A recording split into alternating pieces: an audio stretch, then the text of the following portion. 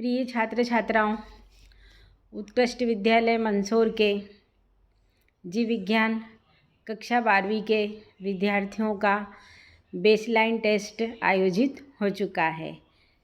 छात्र छात्राओं ने उपस्थित होकर इस टेस्ट को दिया। अब मार्किंग की बारी आती है कि किस छात्र ने इस बेसलाइन टेस्ट में कितने अंक प्राप्त किए। इसके लिए आज हम जीव विज्ञान विषय का जो टेस्ट दिया था उसके सॉल्यूशन देखते हैं। सबसे पहला प्रश्न था हमारा, वर्गीकरण की सबसे छोटी इकाई क्या है? जाति। निम्नलिखित में से कौन एक कोशिकीय यूकेरियोटिक जीव है? सभी।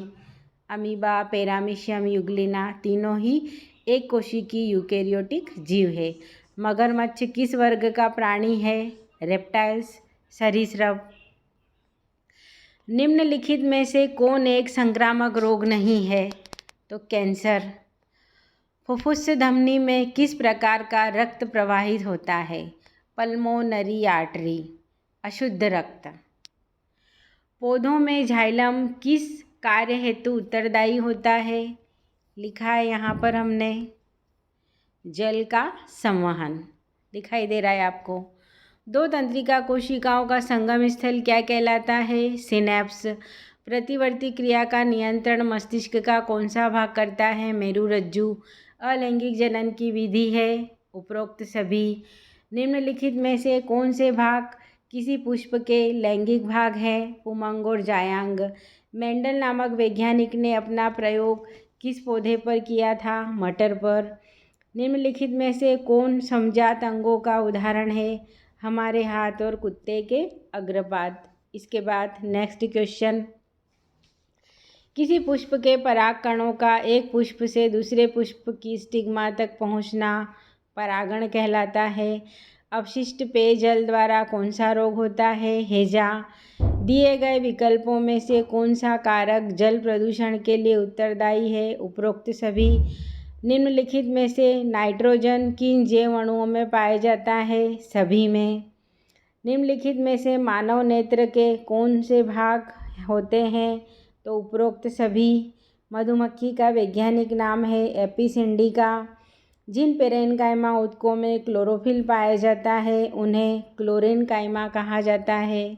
नेक्स्ट क्वेश्चन, निम्नलिखित में से कौन सा पेशी ऊतक का प्रकार होता है? तो उपरोक्त सभी। अब आता है पार्ट बी। छात्र छात्राओं, पार्ट ए और पार्ट बी दोनों में आपको अलग अलग उत्तीर्ण होना आवश्यक था। देखिए पार्ट बी, कवकों का अध्ययन कहलाता है माइकोलॉजी। कवक तथा शैवाल के बीच की संयोजी कड़ी लाइकेन। निम्नलिखित में से कौन एक उभयचर जीव है? मेंढक। किसी उभयचर जीव के हृदय में कितने कक्ष होते हैं? 3। किसी पौधे की जड़ें किस भाग से विकसित होती है? मूलांकुर से। वैज्ञानिक दृष्टिकोण से आलू एक तना है। हेवर्सियन तंत्र किसमें पाया जाता है? अस्थियों में। जो गैप होती है बीच में लंबी लंबी कैनाल हेवर्सियन कैनाल कहलाती है। रुधिर किस प्रकार का ऊतक है? संयोजी ऊतक। वह विभाजन जिसमें एक कोशिका से 4 कोशिका बनती है अर्धसूत्री विभाजन कहलाता है। जीन विनिमय की क्रिया किसमें होती है? असमजात गुणसूत्रों के बीच। डीएनए के दोनों हेलिक्स के मध्य कौन सा बंध होता है? हाइड्रोजन बंध। सबसे मीठी शर्करा का नाम? सुक्रोज। बिलीरुबिन किसमें पाया जाता है? पित्त रस में। रक्त का शुद्धिकरण किस भाग में होता है? वृक्क में, किडनी में। हाइड्रोपोनिक्स किसे कहते हैं? मृदाहीन कृषि को हाइड्रोपोनिक्स कहते हैं। प्रकाश संश्लेषण की क्रिया पौधे के किस भाग में संपन्न होती है? क्लोरोप्लास्ट के ग्रेना में। इंसुलिन मानव शरीर में किस अंग द्वारा स्रावित होता है? अग्नाशय। संकटकालीन हार्मोन किसे कहते हैं? एड्रिनेलिन। निम्नलिखित में से ओजोन परत के क्षय का प्रमुख कारण कौन सी गैस है? CFC वर्ग के रसायन। क्लोरोफ्लोरोकार्बन। अम्लीय वर्षा के लिए कौन उत्तरदायी है? सल्फर डाइऑक्साइड और नाइट्रोजन डाइऑक्साइड। विद्यार्थियों, आप इन 40 ही ऑब्जेक्टिव को बिल्कुल अच्छे से याद करें। भले आपने परीक्षा में कुछ सही कुछ गलत करे होंगे, कोई बात नहीं, लेकिन आपके सामने सॉल्यूशन उपलब्ध है, तो कम से कम आप इन 40 ही ऑब्जेक्टिव को कंठस्थ कर लें, लर्न कर लें।